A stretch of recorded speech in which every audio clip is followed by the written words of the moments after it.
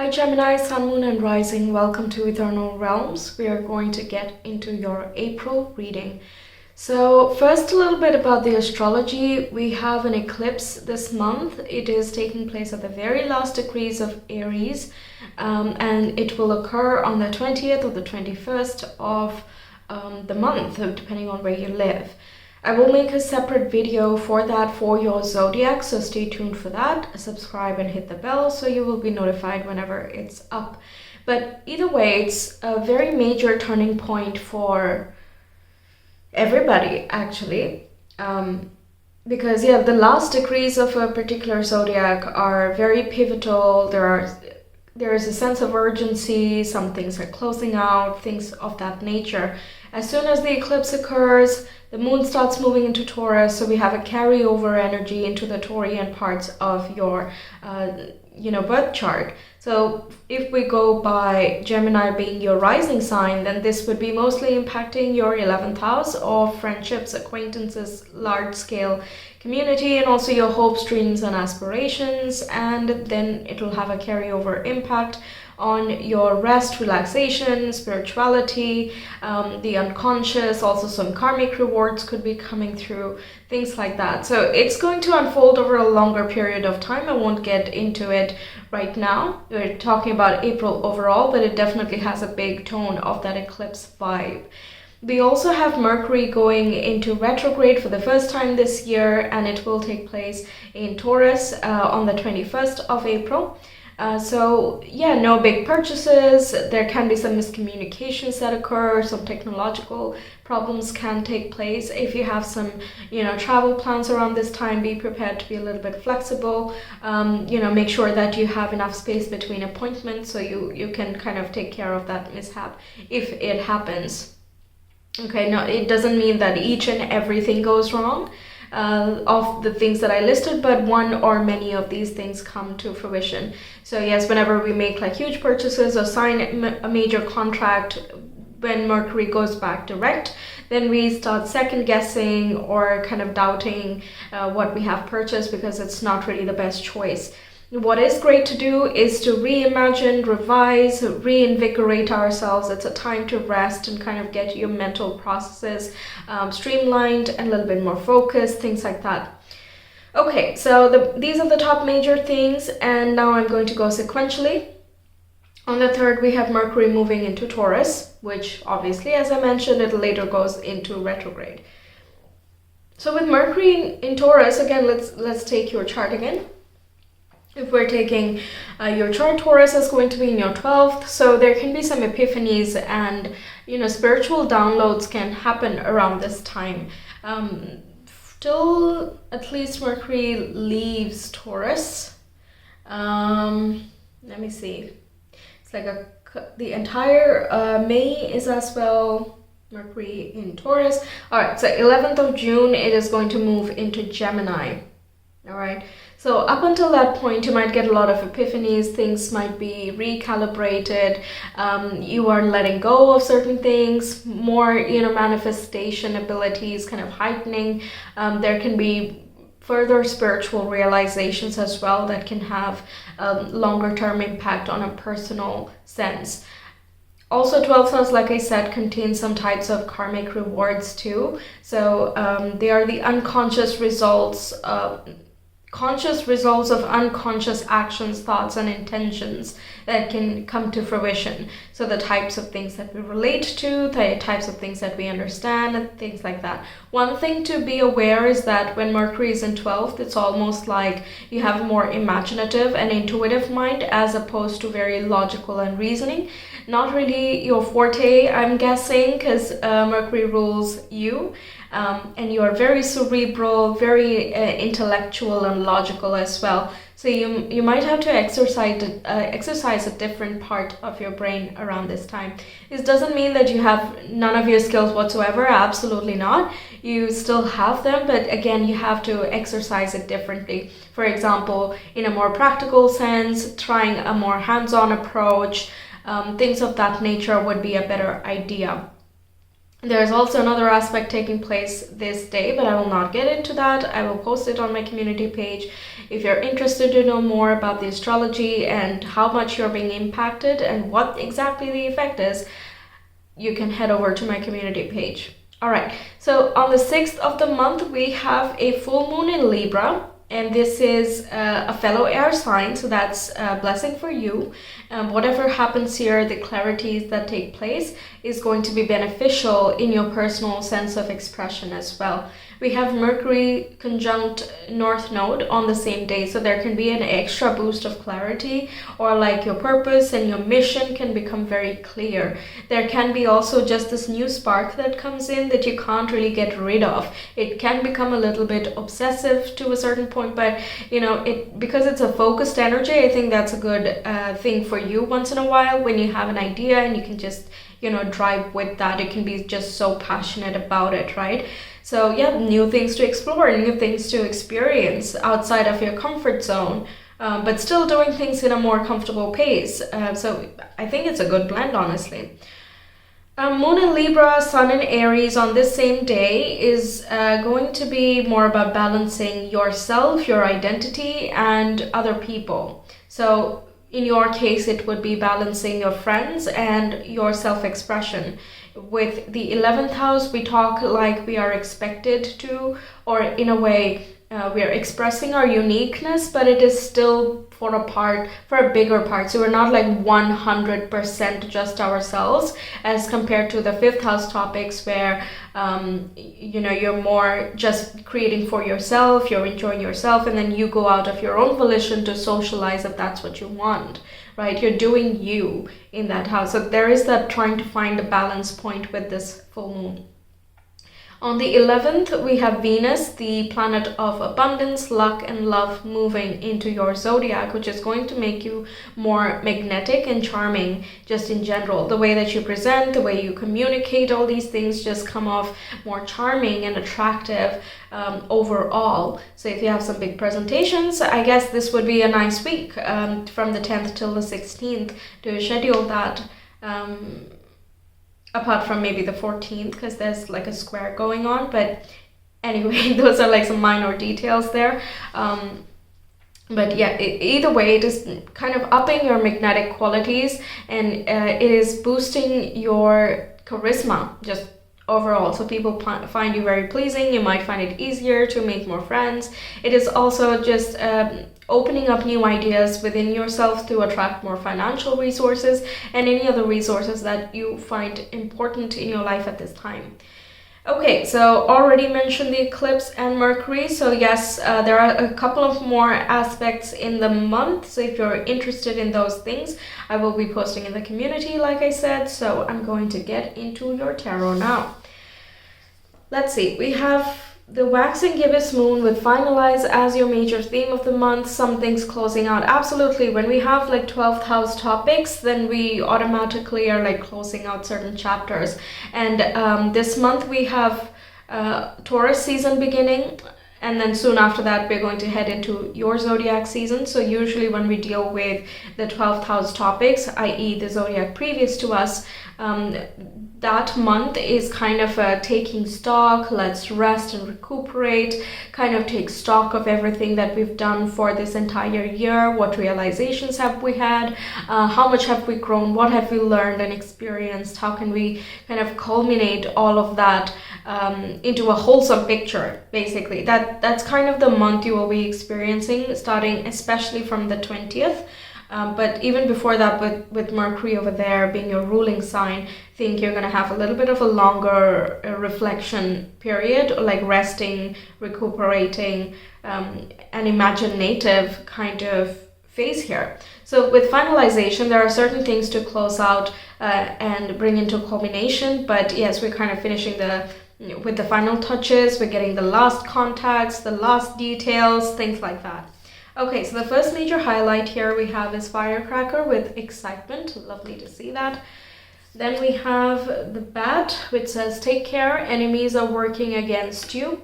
Okay, now the 12th house can also talk about secret enemies, and that includes yourself. Okay, unconscious thoughts and beliefs that are kind of working against you. But luckily, the good thing about the 12th house is that we can uncover those blocks and limitations too by leaning into it and trying to understand it instead of trying to immediately fix it. It's like in any relationship, you're communicating and you can't have it when the other person is just constantly replying with solutions, right? Like first listen and then we can brainstorm ideas and solutions together, right? It's kind of that dynamic, but with yourself. Right? Instead of shutting down the difficult emotions or thoughts or anything, try to lean into that and listen to it as if it's a friend of yours. You're really good at making connections and being social because of this, open and curious nature of yours. So you kind of utilize that with yourself. Yeah, that's a message I get. And we have casket, which says someone going out of your life or the end of a situation. Okay, not going to lie, if certain relationships and connections are not working out well, and it's like one person is putting in a lot more effort than the other person, any type of toxic relationships going on here, that is going to be kind of done with, because it's as if that connection itself is being like an enemy. I'm not really getting that one specific person is being a bit of a problem. 12th house is like general influences that are kind of working against you, not really one or two specific people. But we'll see what cards we get here for some more details. But the excitement is so interesting in combination with these things, especially. It's almost like you're happy that something is done. Of course, the being done or getting done with process might not be the most pleasant, but there is also a sense of relief, a lightness, because like I said, the 12th house is about surrendering of control, surrendering of just needing to know everything all the time, because there are many things that are unknown, because and it just needs to be if you want to have free will, basically. If everything is predetermined, then what's the point? Like, what are we doing? There's no sense of any creativity or anything, really. So this excitement comes from the openness I'm getting. It's like bursting open. You're done with the baggage. You're done with the influences that are just not really your favorite, and you are opening doors to something new. Okay, then we have domestic happiness and devoted affection. Yeah, it can also be talking about you kind of getting done with a block. So now you're just opening yourself up to more gorgeous or beautiful experiences here, like, devoted affection, perhaps the end of dating and now the beginning of commitment. So you're excited about that too. So endings are not always the worst. Like I said, if it's toxic, it's done and you're happy about that. If it's not toxic, then the previous phase of your relationships or any connections you have is done and you're happy about that as well. In terms of your home and family, I think your family is doing quite well. I'm not really sure how you were linked with that. We'll again see the details, but I feel like your parents are doing good. Your siblings, if you have any, are also doing great. I think just family relationships overall are content. Then we have youthful love. Very nice. This is no wonder I'm getting a little bit of a romantic vibe for you guys. But it can also be in terms of friendships. If you're not looking for a partner, it doesn't have to be necessarily romantic here. Youthful love is just that new burst of passion and excitement that comes in when you discover something that you had not explored before, right? And you kind of want to keep doing that. That's the feeling. Like, even though we have two cards which are a little bit heavier in their interpretation, I'm constantly going back to the excitement, like, hang on, because it's so much better. It's really so much better because, it's opening new doors. What's more exciting than that? Okay, so we have the Queen of Cups, which is Cancer, Pisces, Scorpio. You might have someone of this nature in your life, or it is pointing to your own higher self. I will explain a little bit more, but let me see your cards first. We have the King of Wands next, very empowering. We have the Five of Swords coming through, okay. And we have the Eight of Cups, very beautiful. Look at that, look at the story that's already forming. And we have finally the Hanged Man, yes. All right, so the water sign, let me start with the beginning. This can be talking about the 12th house influences. It's a very spiritual house. Your higher self communicates with you through this. So when you're dreaming and symbolism comes through, when you're just working and doing your thing and you see repeating numbers, when you see certain, fish, flowers, elements, birds, animals, any component of nature which acts a little bit uncharacteristically as you are thinking about something, contemplating and meditating. It feels as though you just are getting a lot of direct information and download, which is immediately getting absorbed by your inner self.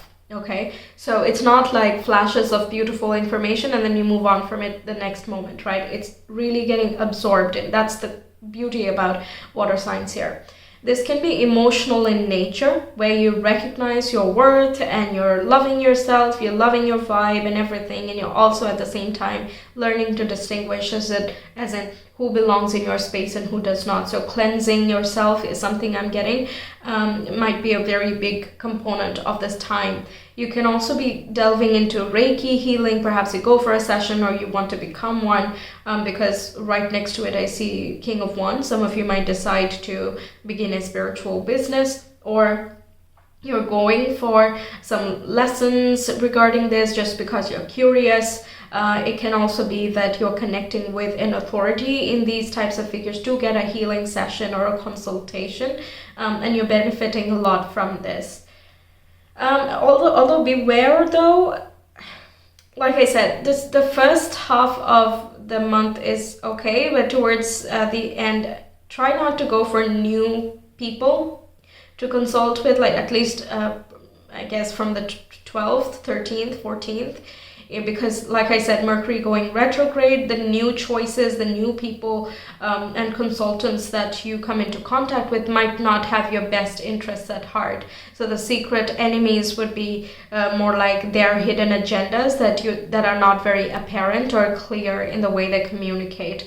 Okay, so yeah, it feels more like an authority, an external authority figure that might have a little bit of a, hidden agenda instead of a peer that is working against you.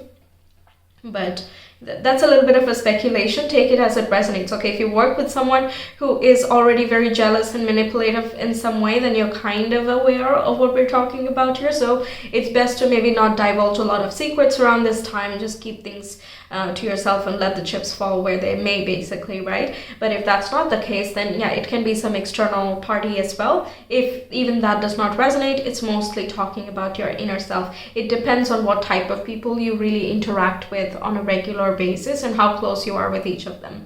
But either way, it looks like with the King of Wands, you're coming out on top.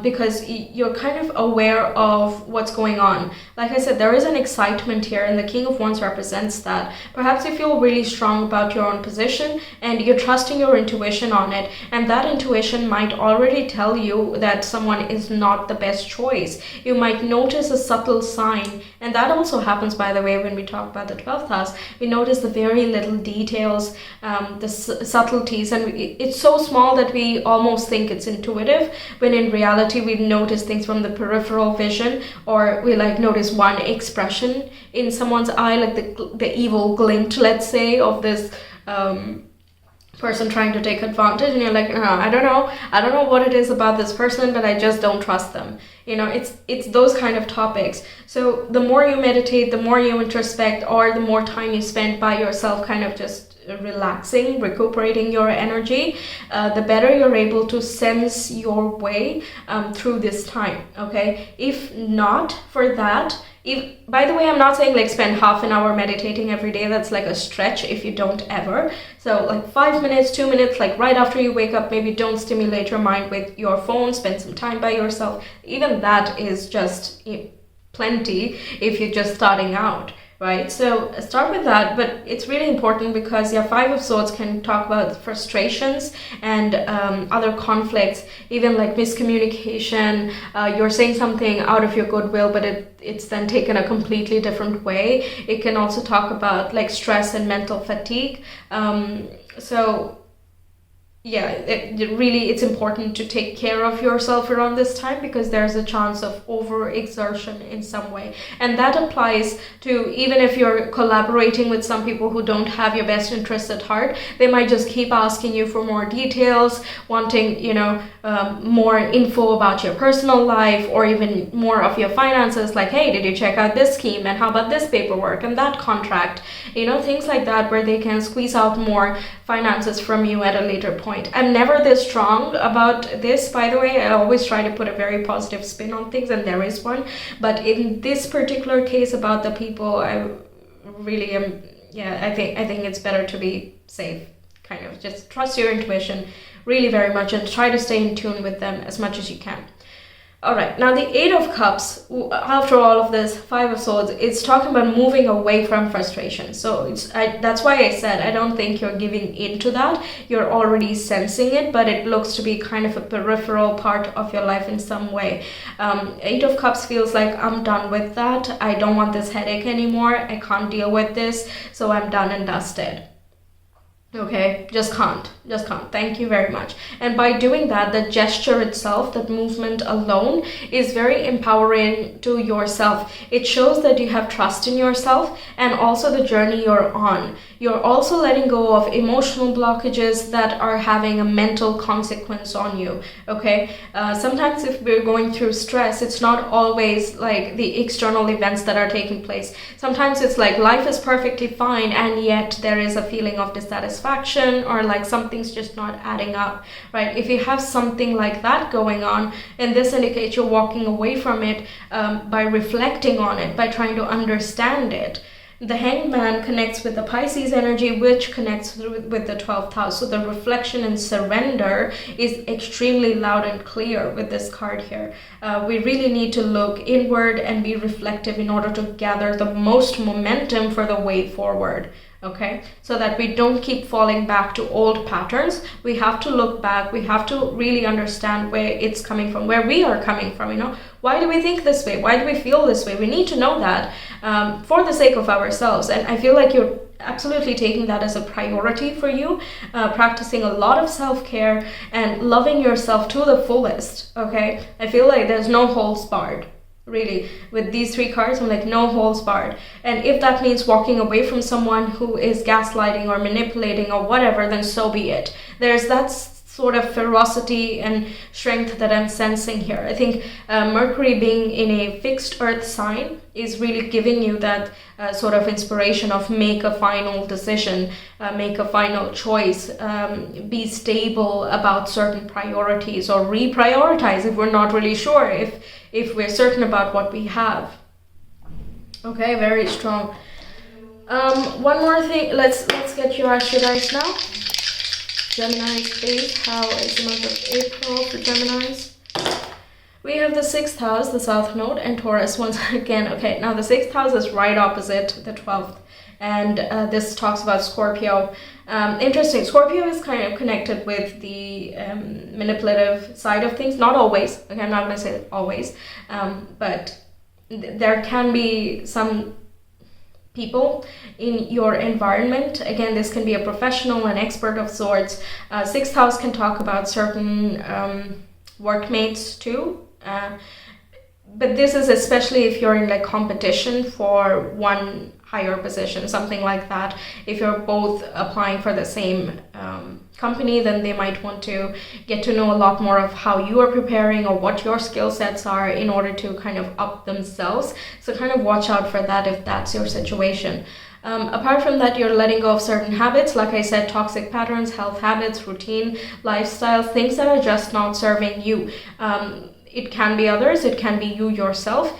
Either way, you're making some sweeping changes. Not drastically, it's all very slow and steady. You're doing it bit by bit, but you're doing it very surely. And whatever changes you make here are here to stay, okay? Really strong. Okay, so that's what I have for you, Geminis. Thank you so much for being here. I really hope the reading resonated and that it helps you out, more importantly. Let me know your thoughts. Like I said, I will post a lot more about the astrology in my community page. If you're interested, you can subscribe and check out the tab to see what has already occurred. You can also, stay tuned that way for the eclipse videos that will be posted soon. So yes, with that, I'm going to leave you here. Have a great month. Take care. Bye.